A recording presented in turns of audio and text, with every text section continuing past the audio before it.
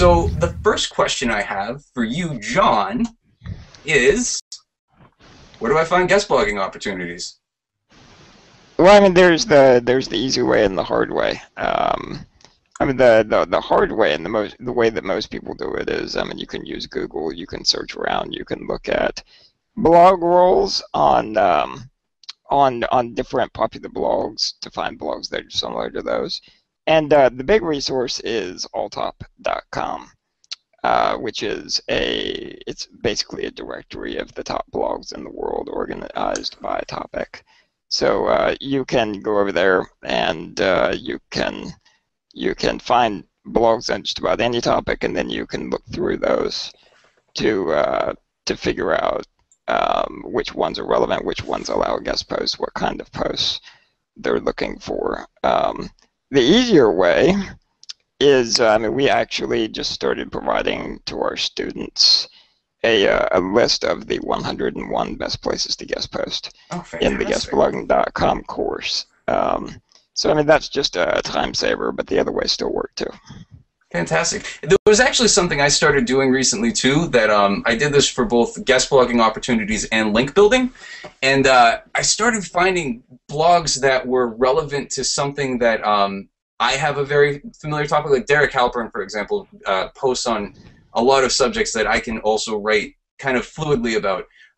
What I started doing, and tell me what you guys think about this, is started taking the little tweet button, right? If you click on that, you'll actually see all of the people who shared it. Well, some of those people are really good for guest blogging, right? Yeah, that's another good strategy. Yeah, sure. Now, Carol Tice says over at Make a Living Writing that she won't take guest bloggers unless they've been through yours or her own premium training program. Do you think it's worth buying your way in to get guest blogging opportunities? Well, I mean, the guest blogging industry is maturing. I mean, once upon a time, it used to be easy to be able to get a guest post on a popular blog. But as guest blogging has become more and more popular, more and more well-known, a lot of blogs are becoming invitation-only, or they are requiring you to go through a course. And the reason why isn't that they want to exclude anyone. It's just that the majority of the guest posts that people send in are completely off-topic. They're not written very well. I mean, it just takes a huge amount of time to sift through all of those and find the good ones. I mean, before we went invitation only at Copyblogger, we rejected, like, I think it was 97% of submissions right away. And the reason, I mean, it wasn't because the biggest reason was the majority of them were just off topic, where they completely ignored the style of our blog. So a lot of the big blogs, more and more of them are moving to invitation-only models, or models where you have to go through a course like mine, just because the quality of the content, the being on topic, all of that improves once people have a little bit of training and learn how to do it the right way. Now, Christy, you had actually said in one of your articles too that you you started paying guest bloggers because of kind of a similar issue, right? You started doing only paid posts because you found that people were the people that were just kind of pitching you were off topic and weren't trying to do that. Kind of, what do you think about that? Kind of expand on that a little bit if you could. I didn't actually do the paid guest blogging. I've shut down guest blogging completely on my site for right now, just because I don't have the time to go through all the posts that I get. Because I probably don't get the same volume that Copyblogger does, but I was kind of having the same thing. 90% of the posts that were coming in were they were wrong.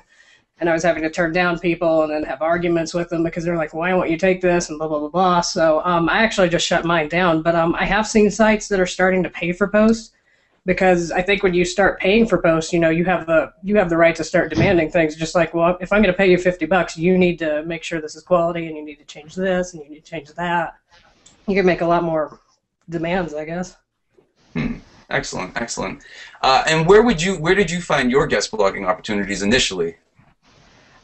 Me, I kind of did it.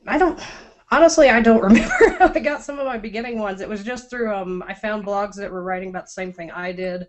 So I was doing a lot of blog commenting. At the same time, some people would just say, "Hey, can you write me a guest post? I liked your answer to that question. You know, can you expand on that kind of thing?" So I think it was mostly through just the people I was connected with. I didn't really kind of seek them out.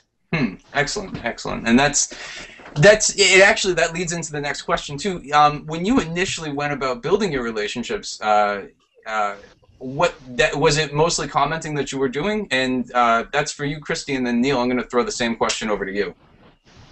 It was a combination of commenting and social media stalking, essentially, because I would connect with people on Twitter and Facebook and LinkedIn, and like wherever they were having conversations, I'd try to kind of jump in there and basically just to build, like, you know, people would become really familiar with me. They'd get a feel for my content, and then eventually when I wasn't, you know, when I did want to write a post, I could just be like, "Hey, can I write a post for your site?" And they're like, "Oh, sure." And it wasn't really having to work at it really hard after you build a relationship with them.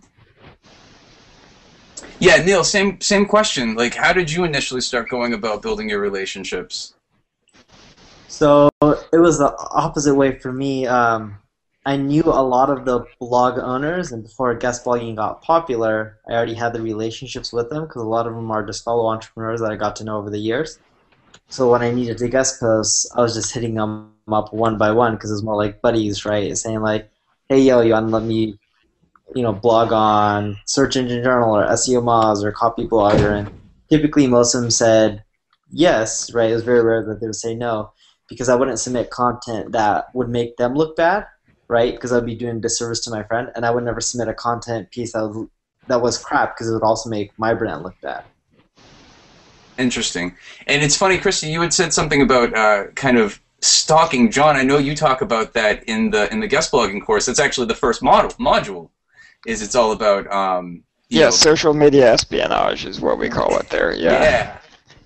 Yeah. I mean, and it's a really good strategy. I mean, looking at what people are saying on all of the different social channels like Facebook and Google Plus and Twitter, but also, I mean, just going to a blog and reading all of the comments.